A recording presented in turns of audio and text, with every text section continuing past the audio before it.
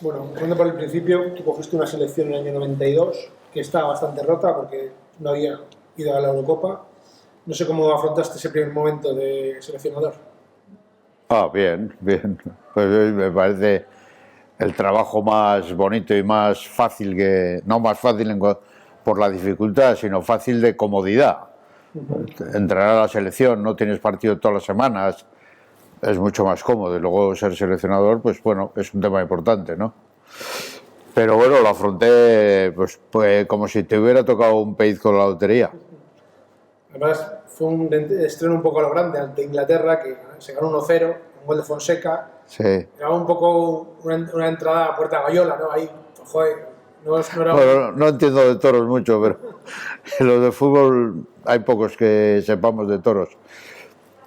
Hombre, para mí fue bonito porque yo soy un forofo del fútbol inglés. O sea, a mí el fútbol, el que a mí me apasiona, quizá porque soy del Atleti, es el fútbol nuestro, el fútbol rápido, el fútbol competitivo, dinámico, ¿no? Y entonces, para mí el fútbol inglés, pues ya prácticamente, pues desde el Mundial de Inglaterra, éramos nosotros, por lo menos yo era seguidor del fútbol inglés.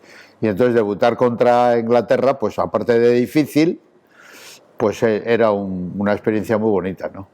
Bueno, pero era amistoso. Luego hubo 3 partidos seguidos empatando a 0 para la clasificación y llegó el partido que digamos cambió el clic, que fue la segunda parte contra Letonia, que se acabó ganando 5-0. ¿Te viste un momento un poco apurado de decir, joder, esto no me está saliendo las cosas? No, porque yo soy un entrenador que concibe el resultado tal como viene. Y nunca veo uno que es fácil, sin embargo sí creo que tengo partidos que digo, pues somos favoritos o somos mejores que el equipo contrario, pero yo no, el hecho de ser mejores no he entendido nunca que sea una victoria segura. Lo que sí es claro es que ese inicio del Mundial era complicado porque jugábamos en países de muy pocos medios, muy pobres, Letonia, Lituania, unos campos horribles y donde verdaderamente era imposible que nosotros demostráramos la superioridad. Y entonces empatamos a 0, pero empatamos a 0 porque no porque no estuviéramos capacitados de ganar, sino capacitados de jugar porque eran campos que no podíamos jugar. Eran campos infames y había que jugar allí y nos consiguieron empatar a 0, entonces la clasificación, cuando empatas en las clasificaciones del Mundial a 0, normalmente se te empieza a apurar la clasificación. De hecho, la clasificación fue muy apurada todo el curso, pero a mitad de ese campeonato cambié prácticamente 5 o 6 jugadores. Porque también un poco eso, empezaste probando jugadores y luego ya, digamos que fuiste el seleccionador que, bueno, que por una cuestión natural tuvo que desplazar a la Quinta del Buitre. ¿Con la Quinta del Buitre tuviste buena relación al final o...? Bueno, lo que pasa es que esto se ha malinterpretado siempre. Yo de la Quinta del Buitre al único que no llevé, y creo además lo consideré después, creo que le debería de haber llevado, que fue a Sanchís, a Manolo, pero de la Quinta del Buitre yo llevé a todos. Lo que pasa es que quité, por ejemplo, yo estaba encantado con Emilio, con Butragueño, pero para el fútbol que teníamos que hacer nosotros para podernos clasificar y para el fútbol que nosotros jugábamos, que jugábamos más que nada a la contra, y con entradas desde atrás, yo a Emilio le consideraba el mejor jugador de España en el área. Pero llevarle a Emilio como suplente no me parecía muy oportuno. Y segundo, yo no conceptuaba los partidos que íbamos a estar dominando como el Real Madrid domina los partidos generalmente, que tiene el balón y están de 90 minutos están 60 dominando. Entonces prescindí de Emilio. Martín Vázquez, contaba con Martín, pero Martín Vázquez se lesionó de la rodilla, estaba en Italia. Entonces para mí era un jugador fantástico, pero tuve que prescindir de él porque se lesionó. Y del que prescindí fue de Michel. Prescindí de Michel solo por una razón, porque en casa jugaba muy bien, pero fuera de casa no podía jugar. No metía el pie, no se escondía. Y fuera de casa nosotros necesitábamos los puntos lo mismo que en casa. Y prescindí por él y además empecé a utilizar a uno que era suplente de él en el Madrid, que era Luis Enrique. Porque a Luis Enrique estuve yo en la Olimpiada, que lo llevaba Vicente Miera, y vi la dimensión de Luis Enrique y empecé a contar con Luis Enrique, que era mucho más rápido, mucho más agresivo, mucho más competitivo. No era del estilo de Mitchell, que Mitchell pues jugaba en casa muy bien, pero fuera de casa no metía el pie. Entonces opté por él, ¿no? Y luego llegamos al partido de Eire, ¿no? de Irlanda, en el que se alinean 6 jugadores de corte defensivo, digamos. ¿Por qué? Bueno, Eso, pero eso es lo que decíais la prensa, pero el fútbol no tiene corte defensivo ni corte ofensivo. El fútbol tiene jugadores que tú dices en sus equipos juegan donde jueguen, pero que tú les ves con capacidad de que puedan ser ofensivos. Entonces dicen, es que la prensa de aquella época pues bueno, se volcó en esas críticas. Y a mí me importaba un comino las críticas, pero me molestaban esas críticas por los propios jugadores. O sea, decían de jugadores que llevábamos nosotros a la selección que solo valían para defender y que eran malos jugadores. En realidad les llamaban troncos. Y dice, estos son unos troncos. Y yo decía, estos son buenos jugadores que pueden y saben atacar. Y llevamos ese equipo a Irlanda. Yo recuerdo un titular, además que lo comenté en la rueda de prensa, un titular en prensa que decía, España viene a empatar. No, España sale a empatar. Y yo decía, joder, o cree que yo soy tonto, o es que es imposible, porque como empatemos nos eliminan. Y le llamé la atención en la rueda de prensa y le dije, bueno, no te voy a decir el nombre de él. Oye, fulano, ¿cómo puedes publicar que vamos a empatar si empatando nos eliminan? ¿Qué crees, que yo estoy tonto? Y dice, no, es que con el equipo que has traído, le digo, es que este equipo es muy bueno, a usted no le gustará, pero este equipo es muy bueno para ganar. Porque el equipo que voy a sacar yo y el equipo pretendemos ganar, ¿no? Y bueno, no daba nadie nada por nosotros, porque Eire llevaba 8 años imbatida en su campo y nosotros teníamos que ganar. Y bueno, era un partido muy difícil, muy inglés y ganamos con rotundidad. Bueno, tan rotundidad que el mejor jugador del partido fue Miguel Ángel Nadal, fue nombrado VIP del partido, ovacionado al acabar el partido, y es una cosa que siempre me ha gustado a mí, el fútbol inglés, que al equipo de fuera, si juega bien, se lo reconocen. Y fue un equipo, la selección fue ovacionada allí, porque los jugadores estuvieron magníficos. Bueno, fue un partido pues bonito de ver y de recordar, ¿no? Luego llegamos a este partido, si puedes enseñar la foto. De Fernando Hierro. Ese partido se complicó. Contra Dinamarca. Pues se complicó porque nos quedamos... Aparte que Dinamarca posteriormente fueron campeones de Europa. Estaban los hermanos Laudrup, era un equipazo. Y sobre todo nosotros con la expulsión de Zubi.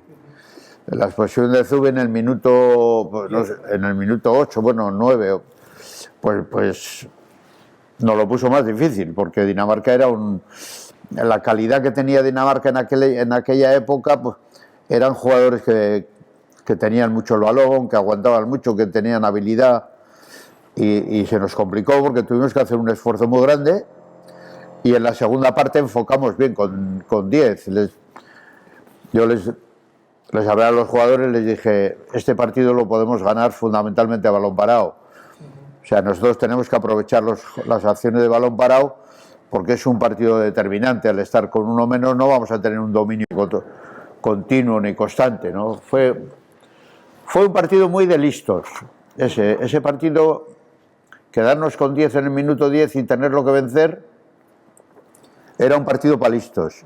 Y la selección aquella que usé yo era una selección futbolísticamente hablando muy lista, muy fuerte, muy lista, muy aguerrida y de mucha calidad. Tenía más calidad de lo que dijeron. Pero bueno, en España quedé que menosprecien a los jugadores internacionales, depende a quiénes lleves. En una zona, si no llevas a los de una zona les critican, si llevas a los de otra les critican. La selección española no tiene un poderío popular grande. Luego, En casi todos los años hay broncas. luego encima empieza el Mundial y un partido que teníamos encarrilado, de repente se empata a 2 contra Corea. Sí, pero otra vez contra Corea, 45 grados en Dallas, que los coreanos corrían que no veas, y también nos quedamos con 10. Expulsaron, salió la nueva norma en el Mundial aquel, la entrada por detrás, que era expulsión, y yo creo que Miguel Ángel no hizo ninguna entrada mala, y al de un cuarto de hora de partido, 20 minutos, nos quedamos con 10, con un calor horrible en Dallas, que ahora beben agua y paran los partidos. En aquella época no se paraban los partidos, y ya te digo, era un calor infame el que había en Dallas. Jugamos a las 2 del mediodía en un estadio que era un estadio de béisbol. Bueno, aquel fue un equipo que se clasificó en el Mundial porque eran jugadores de mucho valor. Mucho valor. No les querría mucho la gente porque no eran excesivamente bonitos, pero era un pedazo de selección increíble, ¿no? Increíble. Luego viene el partido de Alemania, que ese partido cambia un poco la mentalidad de la gente de España, ¿no? Que, digo, la gente del aficionado, que vio que había un equipo como Dios manda, vamos. Bueno, pero eso es mucho el signo. Ahora también les pasa, a la selección de Luis Enrique le está pasando eso. La gente no le da una bola, de repente le ven un partido que dicen: coño, han hecho un buen partido, coño, pues igual no son tan malos. Yo no sé si dicen que son muy buenos, pero dicen no son tan malos. Pero yo los jugadores que llevaba 7, 8 del Barcelona, 2 o 3 del Madrid, José Luis Caminero, Julio Salinas, que a Julio Salinas no les gustaba mucho. Resulta que en la historia del fútbol de jugadores españoles, Julio Salinas era de los pocos delanteros centros españoles que había, todos eran extranjeros. El Madrid extranjero, el Barcelona extranjero, el otro extranjero. Los delanteros centros que había en España eran todos extranjeros, no daban ni bola a ningún entrenador nacional. Y sin embargo no le querían mucho, decían que era feo, y resulta que era, en la historia de la selección española o del fútbol español, Julito Salinas está en el ranking de los máximos goleadores que hay, ¿no? Entonces, en España yo creo que la gente es más del fútbol local que del fútbol nacional. Oye, como seleccionador, ¿esta imagen es de la más rabia de tu carrera? Bueno, esto fue una chapuza arbitral, pero yo creo que una chapuza arbitral un poco premeditada. Pero no premeditada pensando que a Luis Enrique le iban a romper la nariz, no. Premeditada en el sentido de favorecer a Italia. Bueno, porque eran otras épocas también. Era Mundial de Estados Unidos. En Estados Unidos, en ese partido en el estadio habría 60.000, 70.000, de los cuales 60.000 eran italianos. O sea, la colonia italiana en Estados Unidos era inmensa. La final del Mundial era en Nueva York.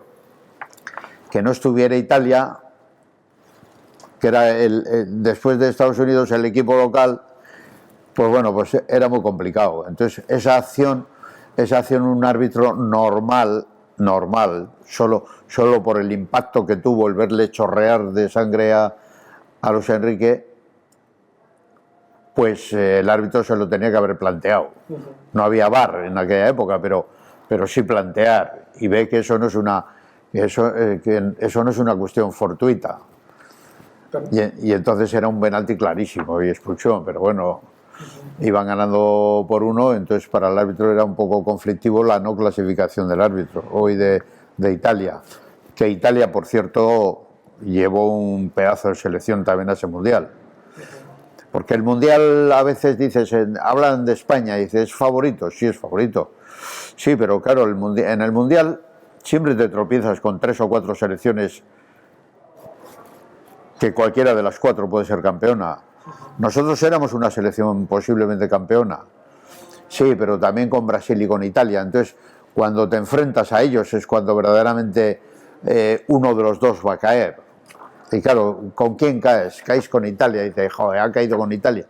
Sí, pero hay que reconocer cómo es Italia, o hay que reconocer cómo es Brasil.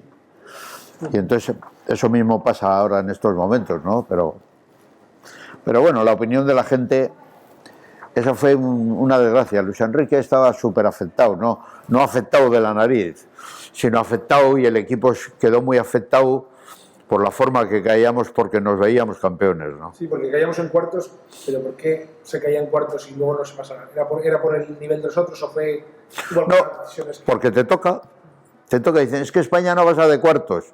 Y dice, ¿quién te ha tirado en cuartos? Y dice, joder, pues te ha tirado Italia, o te ha tirado Brasil, o te ha tirado Argentina, o te ha tirado...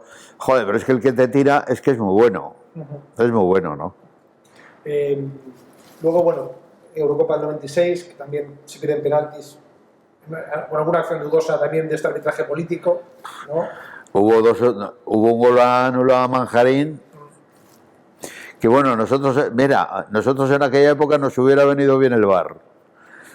Pero bueno, el VAR lo inventaron después. Y al mismo tiempo empiezan un poco también tensiones con la prensa. Yo tensiones con la prensa, vamos a ver, yo a nivel popular no me he llevado bien con la prensa, a nivel particular me he llevado muy bien. Lo que pasa es que ha habido siempre con alguno que me he llevado horrible, pero no por falta de atención por mi parte, sino por insultos e improperios. O sea, no es por una crítica deportiva. A mí la crítica deportiva la tengo que aceptar, siempre la he aceptado, pero siempre he entrado en el cara a cara. Hombre, si usted me dice que somos muy malos, explíqueme por qué. O si usted dice que no tenemos calidad, pues yo lo respeto que usted diga que no tenemos calidad, pero dígalo claramente, pero no insulte a ningún jugador y no increpe profesionalmente a ningún jugador. Y nada más. Es que este no tenía que haber venido a la selección. ¿Y quién tenía que haber venido en su lugar? ¿Existía el concepto de la prensa de Madrid? Sí. Bueno, pero yo aparte, mi gran guerra mediática fue, en realidad no he tenido muchos frentes, yo era muy buen amigo de José María García, y de ahí surgió un gran enemigo, que era de la Morena. Pero yo eso no he entendido. Yo no he entendido en el sentido que el hecho de que yo me lleve bien contigo, ¿por qué no me voy a llevar bien con aquel? Pero para De la Morena eso no fue. Para De la Morena eso fue más complicado. No. García era un poderío en España, en la prensa, y el otro se convirtió en enemigo. Con el resto yo tenía una actitud normal y un trato normal. Me pasó con el Marca. Yo era del Marca, pues estaba José Vicente Hernández y estaba el director que estaba en el Marca. Y yo me llevaba muy bien con el Marca, incluso el Marca estuvo dentro de las instalaciones de prensa, y resulta que el AS, que era del grupo de la cadena SER, era el que era la oposición. Entonces, claro, la mitad del país lee el Marca y la otra mitad leía el AS. El que lee el AS es contrario a la selección y el Marca bien. Ese es otro concepto diferente. Y dices, bueno, ¿qué guerras con los medios? Pues permitías que las periodistas estuviesen dentro del hotel, cosa que... Yo abría a los periodistas al hotel. Sin embargo, luego también en el último Mundial de Francia lo tuve que cerrar, porque es que en el Europeo de Londres fue una vergüenza el comportamiento de algunos de esos medios. Porque yo me he llevado bien con todos los medios y he hablado con todos. Pero lo que pasa es que, claro, enfrentamientos comerciales y enfrentamientos políticos, yo paso de esos temas. Otra imagen es esta, ya en el 98, que se había clasificado Nigeria. Fácilmente en una clasificación muy brillante, porque habéis sido con Yugoslavia, llega el partido de Nigeria, un error del fútbol, pues echa para atrás un partido pues que estaba muy bien planteado, a pesar de que... El gol de Zubi. Sí. Bueno, pero ese es el problema. Zubi ha estado conmigo todos los años. Para mí era el mejor portero de España de largo.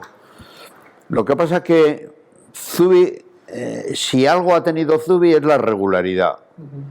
No era excesivamente Bueno, hay porteros que son de mucha vistosidad, de muy palomiteros, pero Zubi es todo lo contrario, un portero de calidad, sobrio.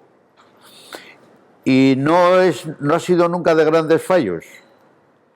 Sin embargo, el único fallo que yo le he visto a Zubi fue ese. Pues que le salió mal, que metió la mano mal y se metió el gol en la portería. En ese partido, volvemos a lo de antes, alineó 4 centrales. No me acuerdo yo. Sí, pues Iván Campo y Alcorta atrás. Ah, Iván le puse de lateral. Nadal y Hierro en el centro del campo. Sí, pero a Iván le puse de lateral. Eso al final, cuando ya íbamos No, Iván Campo jugó de lateral derecho. Le puse de lateral derecho desde el principio. Pero bueno, Nigeria, por ejemplo, yo creo que era una extraordinaria selección. Tenía 6 o 7 tíos jugando en Holanda. Habían sido campeones olímpicos. Para mí una gran selección. Nosotros llevábamos el partido muy bien. Empezamos ganando el partido con gol de Raúl. Luego tuvimos un error gravísimo en el empate que nos lo metió el empate a 1, nos lo metió el que jugaba en la Real. Y fue un error de un jugador que tuvimos en la selección, que se le olvidó el marcaje, le dejó solo y nos empató. Y luego vino el error. Nosotros ese partido, aparte de jugarlo bien, lo perdimos porque tuvimos 2 errores individuales que yo como entrenador lo que hago al acabar el partido es decir, tranquilo, no te preocupes. ¿Pero tú, por ejemplo, cambias la idea del juego en función del rival o no? No, yo no cambio el juego en función del rival. Yo saco la alineación en función del rival y saco la alineación que creo que es con la que podemos ganar al rival. Por ejemplo, si yo sé que el rival tiene un hombre importantísimo, pues y que los que juegan normalmente conmigo no les veo capaces de que lo aguanten, pues busco a alguien que pueda aguantarle y que a su vez pueda. Por ejemplo, en el Mundial de Estados Unidos, cuando jugamos contra Alemania tenía un mediapunta que era lo mejor que había en el mundo, de lo mejor y de lo más rápido. Y yo entendí que solo teníamos un hombre para anularle, que era Rafa Alcorta. Y saqué a Rafa Alcorta de atrás a la línea de mediocampo a marcarle a ese jugador. Sin embargo, yo no pienso solo en anularle a él, a ese jugador. Bueno, cada entrenador tiene su concepto. Dice, no, yo solo juego en función de lo que yo tengo. Bueno, pues muy bien. Pero yo sí tengo en cuenta qué hace el equipo contrario y considero si es bueno o no. Si creo que es un equipo que es malo, pues no le hago excesivo caso, no me influye demasiado. Pero si, por ejemplo, sé que el equipo contrario no es muy bueno, pero que, por ejemplo, a balón parado son muy buenos, sí hago hincapié en que el contrario tiene un gran nivel a balón parado. Luego yo siempre analizo y valoro y respeto mucho al equipo contrario. Y en función del equipo contrario, yo puedo modificar algún concepto en el cual el equipo contrario es bueno, porque lo que tengo que conseguir es que deje de ser bueno. Y cuando el contrario deja de ser bueno en algo que lo hace bien, entonces es más factible que le puedas ganar. Bueno, los 2 partidos empató a 0 y aparece esta portada bastante crítica. ¿Puedo contar un poco qué hizo con la porque se recibían los periódicos en el hotel? Creo que ¿qué hizo con el paquete de periódicos que llegaba? Esto no lo había leído yo. Pero bueno, este fue el partido del Paraguay. No, de Paraguay no, perdón. No, de Bolivia. No, de Bulgaria. Que ganamos 6-1. No. Paraguay 0-0. Paraguay 0-0. Y esa fue la portada. Esa fue la portada. Bueno. Se dice que... Yo creo que podíamos haber ganado... La edición, ¿no? Secuestraste la edición. ¿Yo? Eso cuenta. Yo ni lo había leído yo esto. Esto no lo había visto yo. Qué bochorno, Javi. Bueno, el Marca es raro que me publicara eso, porque yo me llevaba muy bien con el Marca. Bueno, me parece, yo leyéndolo ahora me parece una portada insultante. Porque contra Paraguay perfectamente podríamos haber ganado 3 o 4-0. Pero no metimos ninguno. Estuvimos todo el rato en su portería y es de los clásicos empates a ceros que dicen que hace un equipo que pone el autobús. Pues Paraguay nos puso el autobús, aparte que no dieron bola, Nigeria se dejó ganar por Paraguay. Bueno, no se dejó ganar, sacó a todos los suplentes para jugar con Paraguay. Si Paraguay no le gana a Nigeria, los clasificados, nosotros no nos clasificamos con 4 puntos. El fútbol actual ha ido un poco hacia la idea que tú tenías entonces, o sea, una idea de más directo, más físico. Eso de alguna manera, pues no sé, te enorgullece un poco que el fútbol ahora sea más físico del que antes. Pero es que yo lo que creo es que, ¿cómo físico? Físico, ahora mismo al menos necesitamos mucho físico para... Nosotros jugábamos muy fuerte y muy rápido. Éramos de los equipos más rápidos. Éramos un equipo fuertísimo. Y teníamos los mejores jugadores de España. Por ejemplo, dice que éramos un equipo defensivo. Un equipo defensivo. Llegamos a jugar Luis Enrique, Raúl, Pep Guardiola, José Luis Caminero, Julio Salinas, Alfonsito, a veces con 5. Si jugábamos casi siempre con 3 puntas. Y dice, es que estos juegan atrás. Sí, estos son defensivos. José Luis Caminero defensivo, Pep Guardiola defensivo, Raúl defensivo, Luis Enrique defensivo, Alfonso defensivo, Morientes defensivo. Vamos a ver. ¿Por qué se te asocia un fútbol tan primitivo? Pues también decían del Atleti. El Atleti juega a la defensiva. Máximos goleadores de la Liga Española. En la selección, a la defensiva. Máximos goleadores de Europa. Y dices, lo dice la prensa. Pero esa es una pregunta para exigírsela al que lo publica. Y bueno, ¿y usted por qué publica esto? Porque sí, porque me gusta discutir con Clemente. Pues me parece muy bien, pues discuta conmigo. ¿Y cómo planteabas las listas? ¿Eran abiertas o eran semicerradas? ¿Buscabas amistades, fidelidades inquebrantables? No, yo siempre de la selección, mi propósito desde que empecé era llevar a los mejores, pero hacer equipo. Y había jugadores muy buenos que no tenían cabida dentro del equipo. ¿Por cómo eran? Por cómo se comportaban, por cómo era su carácter, cómo jugaban en casa, cómo jugaban fuera, cómo respondían al grupo, qué ambiente daban. Todo eso para mí era una influencia para hacer la selección. Y nosotros hicimos un grupo que era exquisito, que del primero al último eran todos iguales, todo lo hablaban entre todos, era una comunión. Pero yo llevé más de 30 jugadores a la selección. ¿Luego los torneos los planteabas partido a partido o dependiendo del grupo? Partido a partido. ¿Cuál fue su mejor partido y su peor partido del Mundial? De los 2 mundiales que he jugado yo, hombre, yo creo que es que ha habido buenos, pero partido grande fue el de Alemania. Pero ese fue partido grande por lo que era Alemania, es decir, el significado de lo que es el contrario con lo que tú haces, ese fue un partido grande. Partido grande fue el más grande, el de clasificación fue el de Eire, sin lugar a dudas. El mejor jugado yo creo que fue el de contra Suiza. Y partido extraordinario fue el partido que nos eliminó Italia. Ese fue un partido por parte de Italia también. Además, mira, casualidad, Arrigo Sacchi de seleccionador y Ancelotti de ayudante. ¿Y el peor? El que peor mala suerte tuvimos fue el de Nigeria. Y el que peor jugamos fue el de Paraguay. Porque que nosotros no hagamos un gol dominando casi todo el partido es rarísimo. Luego Del Bosque, por ejemplo, ha reconocido que decisiones dolorosas como dejar fuera a Marco Sena en Sudáfrica y tal. ¿Tú también tuviste alguna ausencia dolorosa en tu Yo a Michel, a Sanchís. El único jugador que yo me arrepiento de no haber llevado es a Sanchís, que creo que le tenía que haber llevado. Sin decir nombres, alguna cabezonada de decir, llevo un tío y me he equivocado. ¿También tuviste? He llevado a alguien equivocado, o por lo menos la responsabilidad de los partidos o de jugar un mundial, esa responsabilidad igual no dio la medida que tenía en el club.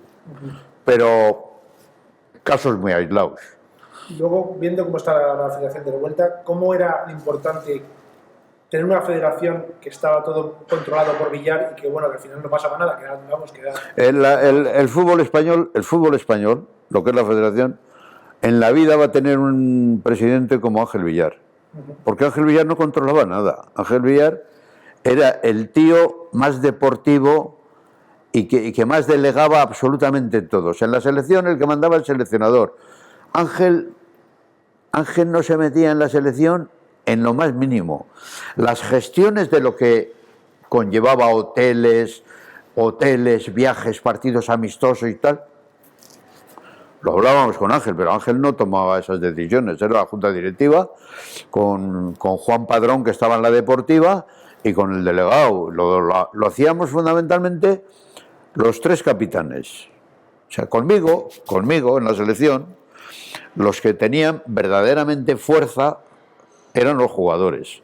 Yo nunca hacía nada sin el visto bueno de los jugadores. Todo era consultado. ¿Incluidas las alineaciones? Las alineaciones no. Las alineaciones las hacía yo, lo hablaba con ellos y luego hablábamos del partido y opinaba todo el mundo del planteamiento del partido. Yo les decía lo que yo quería y luego también, lógicamente, lo dialogábamos entre nosotros. Eso es lo único que los jugadores no intervenían, pero en la selección los capitanes se reunían con los jugadores y lo que decían los jugadores era lo que se hacía a efecto.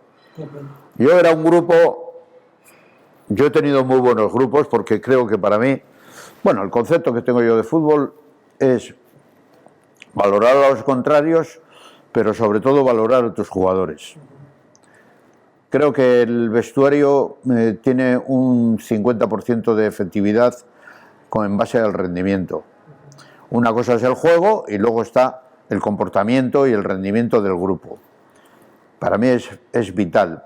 Y ese grupo fue majestuoso. Fueron 6 años majestuoso. Y luego se perdió. Y Ángel Villar, bueno, ya te digo, no va a haber un presidente como Villar a nivel de humanidad, deportividad, saber estar y dejar hacer. Pero confieso una cosa, se dice que el término tiki-taka lo inventaste tú en una charla con Ángel Capa. No sé si es cierto o no es así. Que tú bueno, ya lo que pasa es que esa palabra igual salió de mí. El fútbol de tiki-taka. Sí, porque bueno, Ángel Capa era de esos. Bueno, que le gustaba, porque Ángel, aparte de venir de la rama de Menotti y Valdano, y que vienen del fútbol argentino, pues les gustaba el fútbol de tocarla. Y yo, entre el fútbol europeo, el fútbol inglés y el fútbol que yo concebía, pues nosotros no teníamos jugadores para jugar ese nivel. ¿Cómo recuerdas tu destitución? Bueno, me marché yo. Sí, pero yo me marché por no agobiarles a Ángel y a la directiva. Una portada especialmente dura de Marca con un pulgar para abajo, no sé si te acuerdas, sí. No sé qué piensas de esa. Esa. Bueno, pues que aunque vosotros no escribáis de esas cosas, el día que haya una parte de la prensa que escriba de los otros periodistas, nos daremos cuenta de lo que son los periodistas. Pues bueno, una gracia que fue. Yo también he hecho muchas gracias, a los periodistas. Les he hablado en el avión por el micrófono, les he dado la vuelta al periódico a la entrada del avión. Por ejemplo, en un partido, España con este equipo no tiene nada que hacer. Les di la vuelta yo al periódico y lo pegué en la entrada del avión. Y claro, ¿a quién? Al periódico de turno que publicó eso, ¿no? Bueno, yo creo que la falta de respeto también está no solo por parte nuestra, sino muchas veces también está por parte de los periodistas. Con una diferencia, que cuando es una falta de respeto de los periodistas no pasa nada, y que cuando es una falta de respeto de un profesional del fútbol, hay una piña general de los medios informativos acojonante. Entonces, con el golfo, el periodista golfo, que los hay así, salidas nocturnas, comportamientos en los hoteles, borracheras en los hoteles, robar cosas de los hoteles. Eso han hecho cosas de los periodistas. Sin embargo, de eso no se ha sabido nada. Y ha habido mucha golfada. Lo que pasa es que luego algunos se han pillado conmigo y yo les he hecho ver las golfadas que han hecho. Y entonces ahí había un poco de... Pero en el fondo era buen ambiente. La última pregunta, ¿cómo ves a España de cara al Mundial de Qatar? Bueno, yo soy un tío que adora a Luis Enrique. Primero por lo que nos ha dado, por lo que dio cuando estaba él de jugador. Y ahora me gusta. Yo no quiero decir que deportivamente esté de acuerdo en todo lo que hace, porque tampoco tengo por qué estar de acuerdo. Hay cosas que a mí me gustan de una forma y a Luis Enrique le gustan de otra. Pero yo, como he sido entrenador, y creo que el entrenador cada uno tiene que hacer lo que él quiere. Luis Enrique no puede estar leyendo los periódicos, qué le dice un periódico, qué le dice otro periódico, qué le dice otro periódico, o qué le dice un entrenador, o qué le dice otro entrenador. A mí me parece un insulto que los entrenadores hablemos de lo que hace Luis Enrique o no hace Luis Enrique. Si saca a Pepe o saca a Juan. Luis Enrique tiene que sacar los que a él le gustan. Y yo le defenderé a tope. Lo que sí está claro es que si España juega mal, diré que ha jugado mal. Y ya está. Pero no le daré soluciones, porque es un tío que es íntegro. Dice, ¿es bueno o es malo? Yo creo que es bueno. Pero lo que sí estoy seguro es que es íntegro. Es legal, honrado, sincero. ¿Y que se equivoca? Joder, ¿y quién no? Yo digo, ¿y quién no se equivoca? Porque siempre que se equivocan los entrenadores, ¿sabes lo que ocurre? Que nos damos cuenta que se equivocan los entrenadores cuando ha acabado el partido. Porque antes del partido todos acertamos. Pero después del partido dices, jo, es que te ha fallado este y este. Y dices, ¿y para qué los has puesto? Es que no sabía yo que iban a fallar. Es que el periodista habla siempre después de... Eso como la vaca de Lezama, ¿no? Esa fue una broma. Es que yo era muy amigo de Gonzalo. Y Gonzalo en la radio, me mete un día en la radio a las 8 en Radio Gaceta y empieza a hacer... me dice, es que Javi, los entrenadores, es que creéis que sois los que más sabéis. Y nosotros, dice, yo en mi caso, yo llevo 40 años viendo fútbol. Y domingo tras partido veo 1 y 2 partidos. Y yo le dejé hablar. Era un tío, joder, me llevaba muy bien con él. Era un tío fantástico. Y al acabar le digo, ¿puedo decirte yo algo? Mira, tú dices que llevas 40 años viendo fútbol.